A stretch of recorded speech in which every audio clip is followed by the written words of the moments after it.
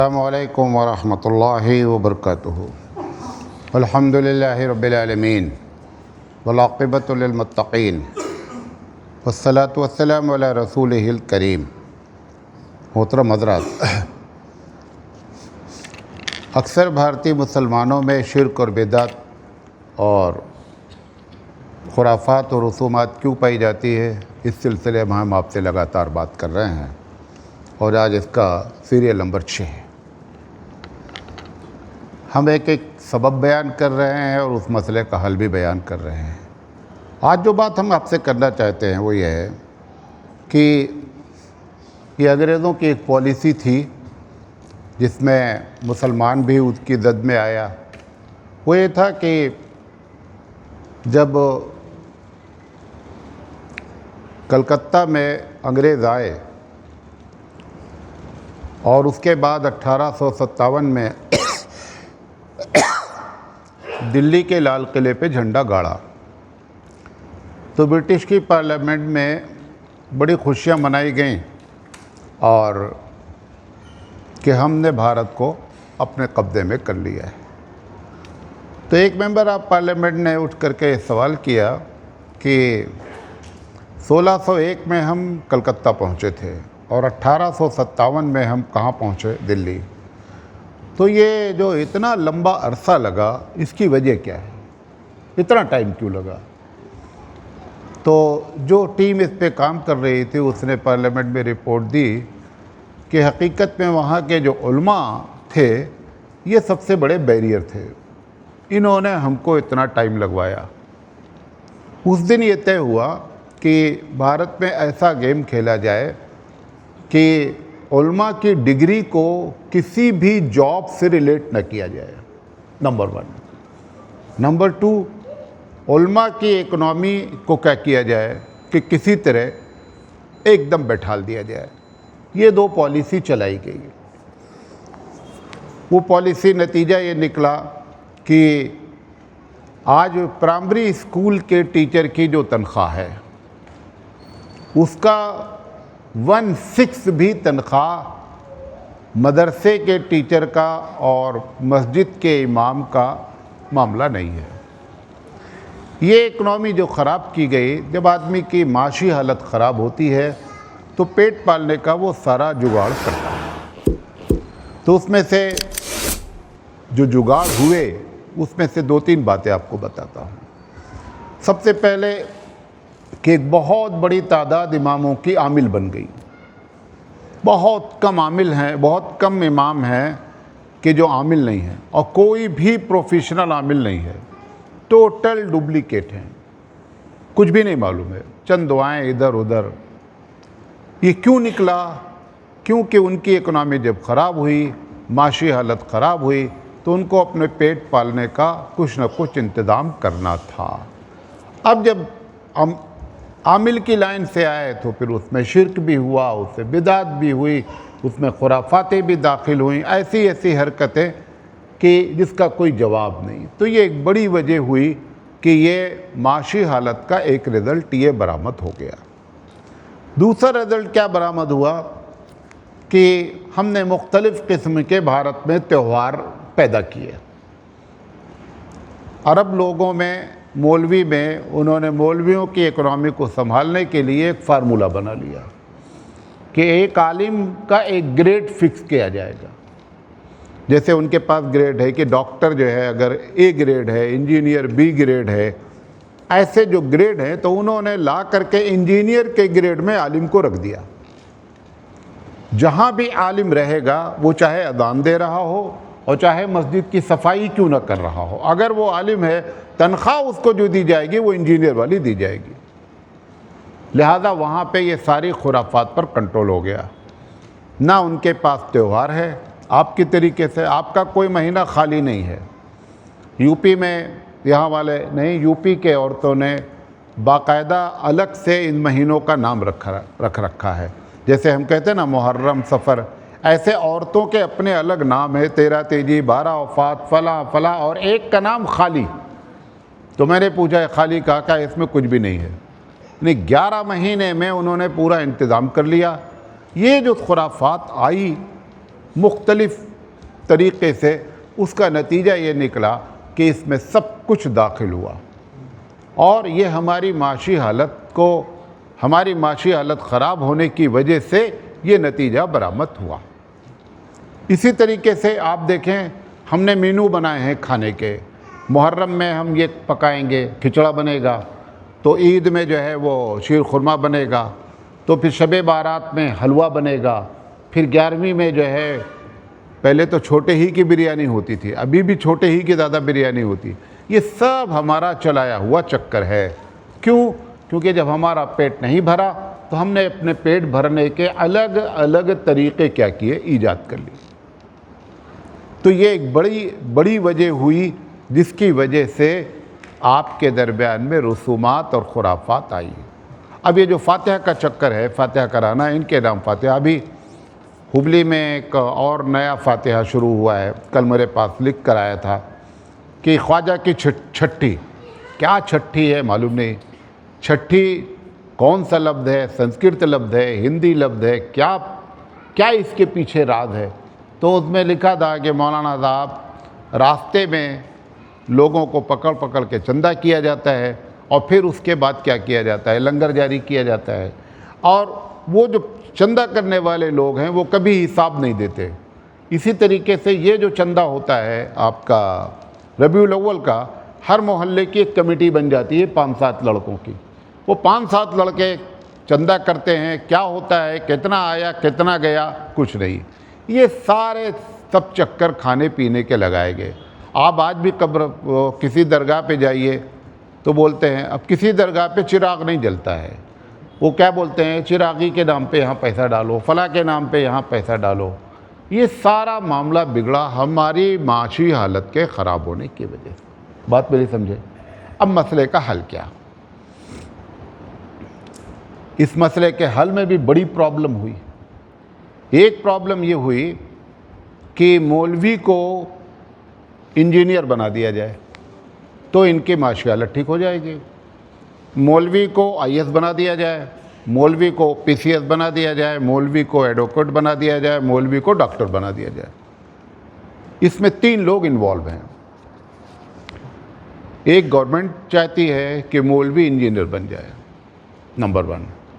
جو بھارت کے highly educated لوگ ہیں وہ ہماری معاشی حالت جب دیکھتے ہیں وہ سوچتے ہیں بیٹھ کر کے کہ یہ 15,000 میں 4 بچے، میاں بیوی، والدین کیسے گزارا کرتے ہوں گے، تو اس کو بڑی تکلیف ہوتی ہے۔ تو وہ جو ہائیلی کوالیفائیڈ ہے وہ چاہتا ہے کہ یہ عصری تعلیم سے جڑ جائیں تو ان کی معاشی حالت کیا ہو جائے گی، ٹھیک ہو جائے گی۔ اس میں جو دانشور طبقہ ہے جو بہت سوچتا ہے وہ بھی مخلص ہے اور وہ بھی چاہتا ہے کہ یہ علماء کرام کو کسی طریقے سے عصری تعلیمات سے جوڑ کر کے ان کی پرابلم کو سالو کیا جائے، اور مالدار طبقہ بھی چاہتا ہے۔ تو 3 لوگ ہو گئے، کون؟ ہائیلی کوالیفائڈ لوگ، دانشور لوگ، مالدار لوگ اور سرکار۔ اچھا، میری سمجھ میں یہ نہیں آتا ہے، میں ان سب کا مخالف ہوں، چاروں کا۔ میں نے باقاعدہ اس پر پورا سیریل چلایا ہے اور اب کتاب بھی چھپ کر کے آ گئی ہے، باقاعدہ کتاب چھپ گئی، پورے آرٹیکل چھپ گئے۔ سرکار سے میں کہنا چاہتا ہوں کہ 3% آپ ہی کی رپورٹ ہے، سینچر کمیٹی کی رپورٹ ہے کہ جو مسلمان پڑھتے ہیں، میں ٹوٹل پاپولیشن کی بات نہیں کر رہا ہوں، جو مسلمان پڑھتے ہیں اس میں 3% کہاں آتے ہیں؟ مدرسے میں آتے ہیں۔ 97 کہاں جاتے ہیں؟ اسکول اور کالج میں جاتے ہیں۔ یہ 3% کی آپ کو بڑی چنتا ہے کہ ان کی اکنامی اچھی ہو جائے۔ وہ ہمارے 97 میں جو 40% لوگ بے روزگار ہیں، آپ ان کی سیوا کر کے اور ان کی پرابلم کو حل کر دیں تو یہ 3% کی پرابلم اپنے آپ حل ہو جائے گی۔ یہ ہم کو 3% کو کیوں چاہتے ہیں، اتنا ہم سے پیار کیوں ہے؟ شیطان اگر کسی کو نماز میں اٹھاوے تو بھی آپ کو ہوشیار رہنا چاہیے کہ کچھ نہ کچھ اس کا مفاد وابستہ ہے۔ حضرت معاویہ رضی اللہ تعالیٰ عنہ کے بارے میں ہے کہ ایک دن معاویہ رضی اللہ تعالیٰ عنہ کی جماعت چھوٹ گئی فجر کی، بہت روئے، بڑا توبہ کیا، بڑا۔ دوسرے دن तहज्जुद के थोड़े देर के बाद एक आदमी देखा कि आकर के पैर दबा रहा है। वो कह रहा हजरत उठ जाइए, जमात का टाइम हो गया है। तो अमीर माविया तो बादशाह थे, परिंदा पर नहीं मार सकता, आए कैसी, यहाँ सिक्योरिटी इतनी लगी है। तो पूछा कि तुम कौन हो, कैसे आए यहाँ? कहा हजरत मैं शैतान हूँ, मैं आपको जगाने आया हूँ कि आप नमाज़ पढ़ लीजिए। तो उसने कहा तेरा नमाज से क्या ताल्लुक़ है? तो उसने कहा कि कल तुम्हारी जमात छूटी तो तुमने इतना तौबा किया कि वो नमाज जमात से पढ़ने के सवाब से ज़्यादा तुमको तौबा करने का मिल गया। लिहाजा मैं नहीं चाह रहा हूँ कि तुम दोबारा फिर तौबा करो, इसलिए आप उठ जाओ, जमात से नमाज पढ़ लो। अब आप अंदाज़ा करें कि वो अगर कोई भी आदमी अगर इस किस्म की बात करता है तो आपको ये पता लगाना चाहिए कि इसमें इसका पर्सनल फ़ायदा क्या है, वो क्या चाह रहे हैं। आज भी उनको मालूम है कि मुसलमान लीड होते हैं, लीड समझ रहे, लीडिंग मुसलमान आज भी उलमा के ज़रिए होती है। वो चाह रहे हैं कि ये उलमा नाकारा हो जाएं। अभी ये बच्चा हिफ्ज़ किया है, इसको आप डॉक्टर बना दीजिए, ठीक, अच्छी बात। ये तरावी सुनाएंगे। भारत की 2.5 लाख मस्जिदों में इमामत करेगा कौन? डॉक्टर साहब, इंजीनियर साहब, IAS साहब, PCS साहब, करेगा कौन? ये प्लानिंग है कि ये 3% को किसी तरीके से दीन से हटा करके और इनकी इकोनॉमी अच्छी के नाम पर इनको कर दिया जाए। मैं कह रहा हूँ 97 की इकोनॉमी अच्छी कर दीजिए, वो लोग 3% की इकोनॉमी को संभाल लेंगे, अपने आप संभाल लेंगे। नंबर 1, ये सबसे कह रहा हूँ, यही बात दानिश्वर से भी कह रहा हूँ, यही मालदार से भी। अच्छा, मालदार आदमी को बहुत चिंता है। गौर से सुनिएगा, मस्जिद और मदरसा ये दोनों चलाते कौन हैं? मस्जिद की कमेटी मालदारों की होती है, मदरसे में कौन होते हैं? शूरा के मेंबर मालदार होते हैं। तुमको RSS वालों ने, BJP वालों ने, गवर्नमेंट ने कहा है कि इमाम की तनख्वाह अगर तुमने 50,000 रखी तो हम तुम्हारी टांग तोड़ देंगे। कहा है? आपको किसने मना किया है कि आप इनकी इकोनॉमी की चिंता कर रहे हैं? मालदार लोग, आप ये तय कर लें किसी भी मस्जिद की इमाम की तनख्वाह 50,000 से कम नहीं होगी। वहाँ पे जब वही कमेटी वाले बैठते हैं, वही मदरसा के शूरा वाले बैठते हैं, अगर कह दिया जाए कि 50,000 तनख्वाह उस्ताद की रख दी जाए तो वो खुद 50 से 60,000 रुपये पेंशन पा रहे हैं। और जब बहस होती है आकर के मस्जिद के इमाम की और मदरसे के टीचर्स की, तो वो जो पेंशन ले रहा है 50, 60,000, 70,000, 80,000, वो भी हमारे फेवर में नहीं आता है। वो कहता है 20,000 बहुत होते हैं। तो तुमने इकोनॉमी बर्बाद किया है।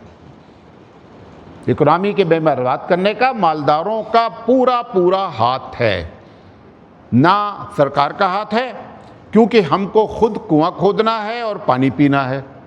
तो कुआं खोदने वाले भी मुसलमान हैं और पानी पीने वाले भी मुसलमान हैं। आप कुआं अच्छा खोदें और पानी पिलाएं लोगों को, ये बेहतरीन मसले। और वही मालदार, वही हाईली एजुकेटेड, वही दानिश्वर, तीनों अपने बच्चे को ट्यूशन लगाते हैं।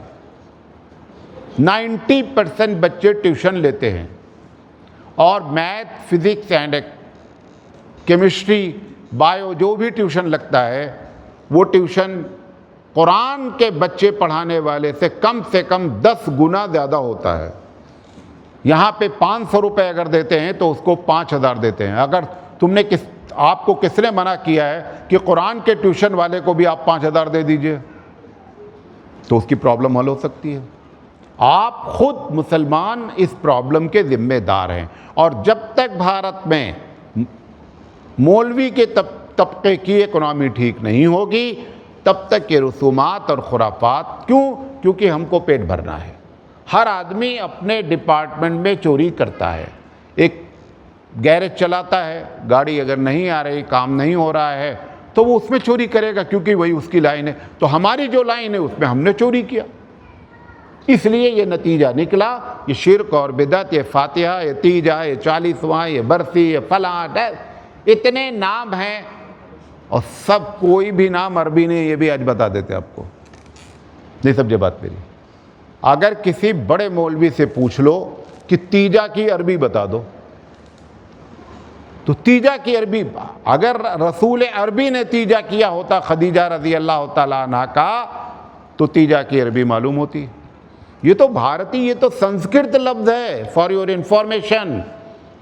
میں 12 تک 33% مارکس یو پی میں سنسکرت کے آتے ہیں، ہندی کے 3 پیپر ہوتے ہیں، 33 مارکس کس کے لیے ہوتے ہیں؟ سنسکرت کے لیے ہوتے ہیں۔ دویج کہتے ہیں 2 کو، اور تویج کہتے ہیں 3 کو، وہاں سے تیجا نکلا ہوا لفظ ہے۔ اس کا اسلام سے، رسول عربی سے کوئی تعلق نہیں ہے۔ 11ویں آپ کرتے ہیں، 11ویں میں گاف آتا ہے، گاف عربی زبان میں ہے ہی نہیں۔ جا کر کے آج قاعدہ اپنے بچے کو اٹھا کے دیکھ لینا کہ گاف آتا ہے۔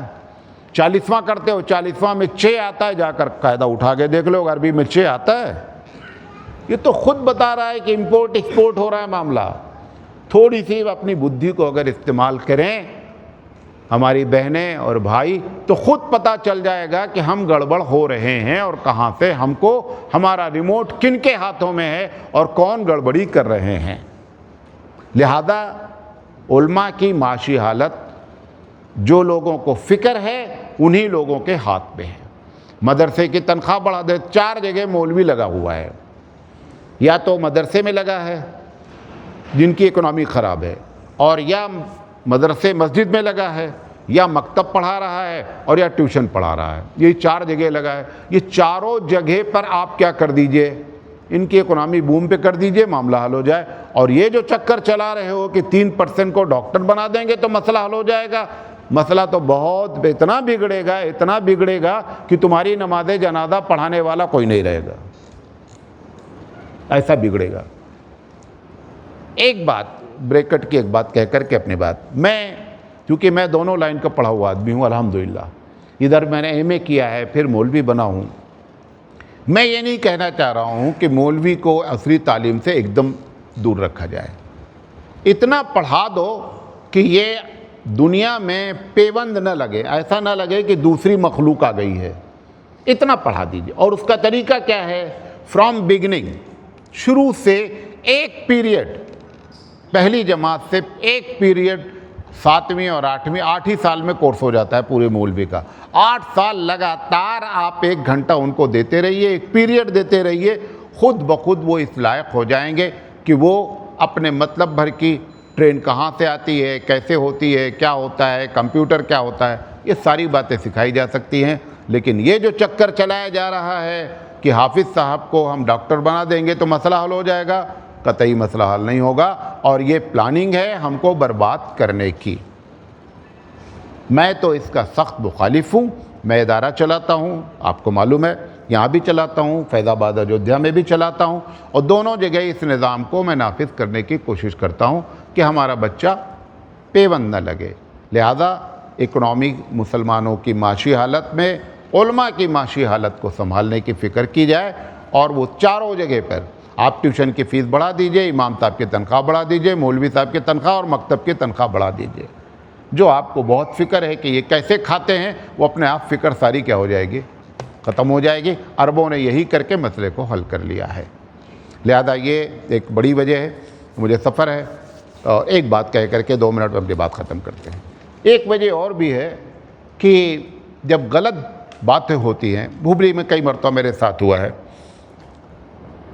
بہت ہوشیار لوگ ہیں وہ مجھے دعوت میں نہیں بلاتے ہیں۔ جو ہوشیار ہے، کیا ہوشیاری کرتے ہیں؟ انہیں معلوم ہے کہ شریعت کے خلاف یہاں کام ہوگا، لہذا مولانا سراج کو نہیں بلائیے۔ بہت اچھی بات ہے، میں بہت خوش ہوں، ہمارے والد تو کبھی جاتے ہی نہیں تھے، میں تو خیر اٹینڈ کرتا ہوں جو کوئی بلاتا ہے۔ کتنی جگہ پر ایسا ہوا کہ میں پہنچا، میوزک بج رہی ہے، جماعتی بیٹھے ہیں، مولانا بیٹھے ہیں، سب بیٹھے ہیں، کھانا کھا رہے ہیں، کسی کو توفیق نہیں ہو رہی ہے وہ کہہ دے کہ بھیا یہ غلط ہو رہا ہے۔ یہ جو علماء اس میں شریک ہوئے، تائید ہوئی ہے، لہذا نتیجہ کیا نکلا کہ دن پر دن برائیاں، ساری خرابیاں پیدا ہوتی رہیں۔ میں کتنی مرتبہ میرے ساتھ لوگ سفر جو جاتے ہیں وہ دعا کرتے ہیں کہ میوزک بج رہی ہو اور مولانا اچھے ہوٹل میں کھانا کھلا دیں۔ اب میں کیا کرتا ہوں، میرے ساتھ کیا ہوا، ایک مرتبہ نہیں، کم سے کم 10-12 مرتبہ ہو چکا ہے۔ جیسے 4 آدمی ہمارے ساتھ گاڑی میں جا رہے ہیں، اب وہاں پہنچے، اچھا میں بہرا آدمی ہوں، بتا دیتے مولانا میوزک بج رہی ہے۔ ان کا کیا مقصد ہے کہ مولانا یہاں وہاں تو وہ بریانی کھلائی جائے گی اور اتنے خلوص سے بریانی کھلائیں گے کہ ایک بوٹی ڈال دیں گے پہلی مرتبہ، اس کے بعد خالی چاول لے کر کے گھوم رہے ہیں۔ ارے بھائی، ایک بوٹی سے پوری پلیٹ نہیں کھائی جا سکتی ہے۔ کم آدمی کو بلاؤ لیکن کم سے کم ایسا کھانا کھلاؤ کہ اس کی عزت ہو۔ بہرحال وہ ایک الگ ٹاپک ہے۔ تو اب وہ چاہتے ہیں کہ مولانا صاحب کو بتا دیا جائے کہ میوزک بج رہی ہے، اور مولانا صاحب کیا کریں گے؟ کہیں گے چلو، اور چل کر کے وہ چاہے میٹرو پولیس میں جا کر کھانا کھا لیں اور چاہے مدینہ ہوٹل میں جا کے کھانا کھا لیں، کوئی بھی اچھے ہوٹل میں جا کر کے بیٹھ کے کھانا کھا لیں۔ اور ایسا ایک مرتبہ نہیں، 10 مرتبہ 12 مرتبہ ہو چکا ہے۔ اور میں دیکھ رہا ہوں کہ اتنے چلے بھی لگائے ہیں، سارے کام کر رہے ہیں، درس دے رہے ہیں، فلاں کام کر رہے ہیں، کسی کو توفیق۔ اگر عالم ایسی محفلوں کا بائیکاٹ شروع کر دے تو پبلک کی ہمت نہیں ہے کہ وہ کوئی غلط کام کرے، کبھی نہیں کر سکتا۔ ڈی جے بجتا ہے، بارات جاتے ہیں، میں کسی بھی بارات میں شامل نہیں ہوتا، لیکن میں دیکھتا ہوں گاؤں کے علماء شامل ہیں، سب شامل ہیں۔ ارے مولانا یہ زندگی میں ایک مرتبہ ہوتا ہے، تمہارے لیے زندگی میں ایک ہی مرتبہ کرنے سے جہنم میں بھی جا سکتا ہے آدمی۔ یہ ضروری نہیں کہ بار بار کرو گے تو جہنم میں جاؤ گے، ایک مرتبہ کرنے سے بھی جہنم الاٹ ہو جاتی ہے، سمجھے؟ تو یہ ایک بڑی وجہ ہے علماء کی تائید۔ غلط چیز پر عالم کو خاموش نہیں رہنا چاہیے۔ مفتی شفیع علیہ الرحمہ کی زبان میں 2 ہی وجہ ہو سکتی ہے کہ برائی پر شانتی اختیار کی جائے، غور سے سن لیں عوام علماء سب کے لیے۔ پہلی وجہ، آپ نے کوئی منکر دیکھا، اگر میں منع کروں گا تو میری جان کا خطرہ ہے، تو آپ منکر پر گفتگو نہ کیجئے، خاموش ہو جائیے۔ اور دوسری وجہ کہ اگر میں نے منکر پر ٹوکا تو نتیجہ یہ نکلے گا کہ یہ اسلام سے پھر جائے گا۔ اس کے علاوہ کوئی وجہ نہیں ہے کہ مسلمان کسی مسلمان کو برائی کرتا دیکھے اور وہ شانتی اختیار کرے۔ جتنے لوگ شانتی اختیار کر رہے ہیں، اور اس میں چونکہ ہم مقتدی ہیں، مقتدی نہیں ہیں، مقتدی آپ ہیں، ہم مقتدی ہیں، ہم اگر اس میں شامل ہو جاتے ہیں تو ہماری شانتی، ہمارا شامل ہونا، ہمارا کمنٹ نہ کرنا، برائی پر نہ ٹوکنا، عوام سمجھتی ہے کہ یہ جو کچھ ہو رہا ہے صحیح ہو رہا ہے، لہذا یہ بھی ایک بڑی وجہ ہے کہ ہمارے درمیان میں ختم نہیں ہو رہا ہے، لہذا بائیکاٹ کیا جائے، تب جا کر کے مسئلے کا حل ہوگا۔ یہ باتیں آپ سے کرنا چاہتے تھے۔ اللہ تعالیٰ سے دعا ہے کہ اللہ تعالیٰ کہنے سے زیادہ عمل کرنے